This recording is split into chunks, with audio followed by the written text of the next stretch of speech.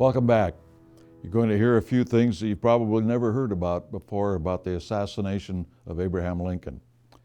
Now, the assassination of Abraham Lincoln may well be the subject of more historical books than any other subject save the Civil War itself. And we still do not have all of the answers other than John Wilkes Booth killed Lincoln. Indeed, the proliferation of hundreds of books and theories have only confused the matter beyond any hope of finding out what really happened. We hesitated to have a segment on the assassination since we want answers, not more questions. On the other hand, the right questions might begin to tell the story. We believe that the assassination of Abraham Lincoln was performed to react the North into preventing the return of normalcy after the war. The people were tired of war. They wanted the country reunited with brotherly love. The conspiracy, on the other hand, wanted division, hatred, and the basis for a complete alteration of Southern society, and along with it, more government, both in the South and the North. They got it with the assassination. There were indications that Lincoln rued much of what had happened and was willing to take back the South into the fold without rancor. By assassinating him, it prevented this and at the same time served as a means to rile up the North against the South. As a result of the assassination and the way Stanton handled the return of Lincoln's body to Illinois, the Northern citizen was sufficiently riled up against the South. These things we know in detail in our book. 1. John Wilkes Booth killed Lincoln. He was a pre-war member of the Knights of the Golden Circle and had recruited others into that secret society. 2. Not all who were involved in the plot were punished.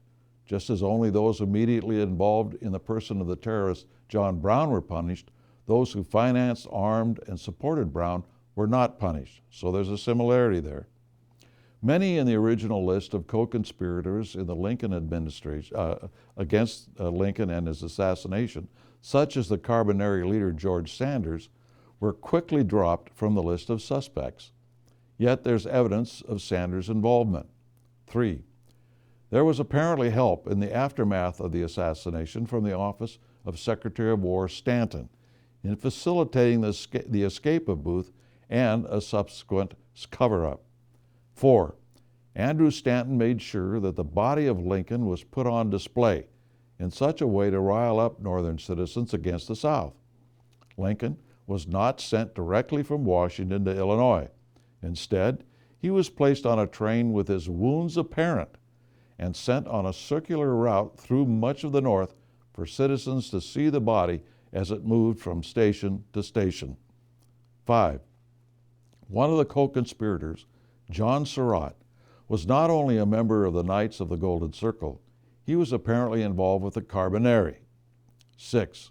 The most telling incident regarding any punishment for war crimes, assassination, etc., were the 3 men who put the money together to provide bail for Jefferson Davis and his subsequent release. These men were Cornelius Vanderbilt, Horace Greeley, and Gerrit Smith. We have mentioned Vanderbilt's mistress was Tennessee Coughlin, who, with her sister, ran Section 12 of the Communist Internationale in New York. Vanderbilt helped finance their Wall Street newspaper. Horace Greeley, of course, was a communist leader in America and publisher of the New York Tribune. Now, we've not mentioned Gerrit Smith before. He was a very rich man who was behind the scenes influence in Young America. He was one of the so-called Secret Six, which helped John Brown in his terrorism. He helped establish the reputation of Carl Schurz in America. To illustrate his religious bent, he wrote the book, The Religion of Reason, in opposition to Christianity. These were the men who underwrote the bail bond of Jefferson Davis, supposedly a man they disagreed with. Strange bedfellows until you start connecting the dots. There are those who believe that Davis, if Davis had been put on trial for his role in leading the Confederacy, too much of the conspiracy would have been exposed on the part of people in Northern politics. Thus, he was released and never called upon to answer for anything. In fact, Davis was instrumental in stopping the exposure of members of the Knights of the Golden Circle in the North later on, after the war. Perhaps the strangest aspect of the Lincoln assassination was the role of John Surratt, who had helped getting out of the country by people unknown and who wound up being a Swiss guard at the Vatican in Rome.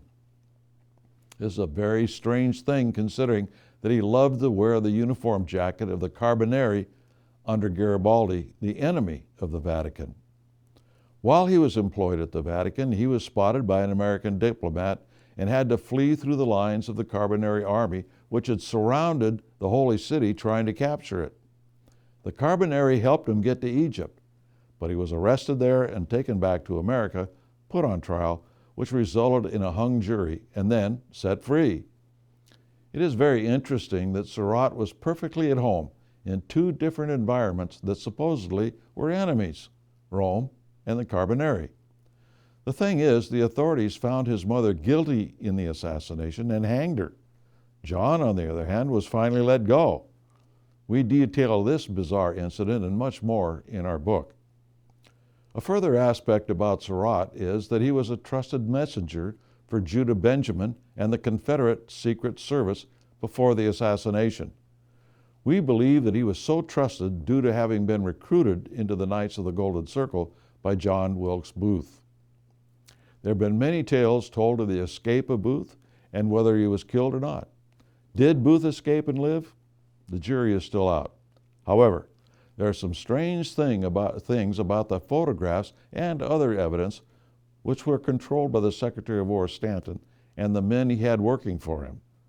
The man who history says shot Booth was nuttier than a fruitcake, and you should read that story in our book.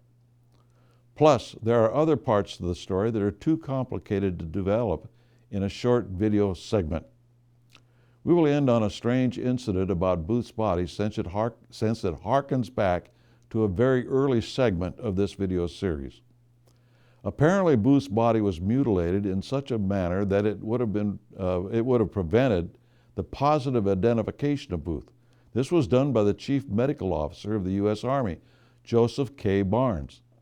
Barnes was a graduate of Round Hill School, started by George Bancroft, and where the teachers included members and leaders of second-generation Illuminati organizations. There are times when the world is a very small place. Two last points. One, if all the assassination had been carried out, including Vice President Johnson, Senator Benjamin Wade would have been made president, one of the most radical men in Congress. He was a religious skeptic, an abolitionist, but didn't like blacks. He supported all the socialist agenda at the time. It would have liked putting Robespierre into power as president. And two, it is very surprising that Stanton, the man most hated in the South, was not on the list for assassination. It included Lincoln, Vice President Johnson, Secretary of State Seward, but not Stanton. It makes one wonder why not. Next week, the conditions after the war.